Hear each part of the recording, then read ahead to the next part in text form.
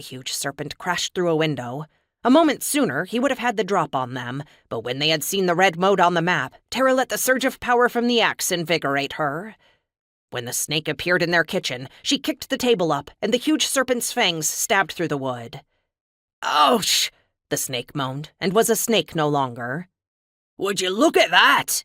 Mads shouted, then darted from the kitchen. "I can't believe he's already running away," Leaf complained. He'd scrambled toward a drawer and armed himself with a rolling pin. He brought it down, trying to crush the large fly the serpent had become, before it could land on him. "I haven't had time to unpack yet, mate. Give me a minute," Mads shouted from the other room. Terra lunged at the fly with her axe. It zipped away at the last moment, and the blade of her weapon splintered the countertop. Then Marcus was a gorilla. "Miss me?" he teased Leaf, before leaping through the air, grabbing the light fixture, and swinging into Leaf's chest. The Asgardian smashed into the refrigerator. "This is the second home you've torn apart," Terra raged. "I'm getting sick of you thieves breaking things." "Give me the bracers and I won't break anything else," Marcus hooted. "I don't think so." Terra launched a fireball at him. He swatted it away with a huge gorilla hand, and it barely singed the fur. It did crash into one of the wood-paneled walls and lit it on fire. "Mads on the job!"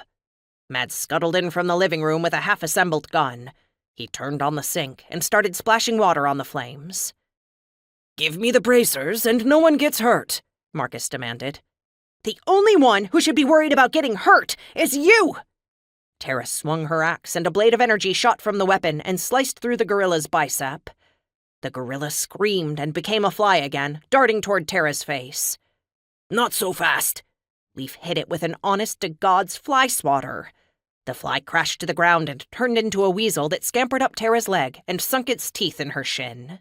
She yelped in pain and tried to kick it off, but he held on tightly, then scampered farther and grabbed hold of the edge of a bracer.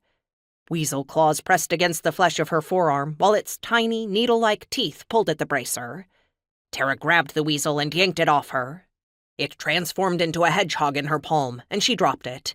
She spun the axe and shot a blast of energy after the animal.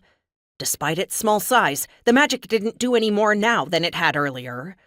This form was mostly impervious to her energy blasts. If this meant she needed to get physical, so be it. She teleported and reappeared in front of the hedgehog. She raised a leg to crush Marcus's tiny form before realizing she was barefoot. The hesitation was enough for Marcus to recognize the peril and slip into the next room. "Come here, you piece of shifter!" Mads shouted as Terra raced into the living room. Marcus had again taken the form of a gorilla and was throttling Mads. Terra did not understand why, but Mads was trying to throttle the ape back. His arms were at the huge ape's throat, though instead of trying to choke his windpipe, his fingers moved quickly. Terra suspected the thief was up to something. Poison, maybe? It wouldn't matter if the gorilla crushed his neck, though. Mads's face was turning red, and the veins bulged from lack of oxygen.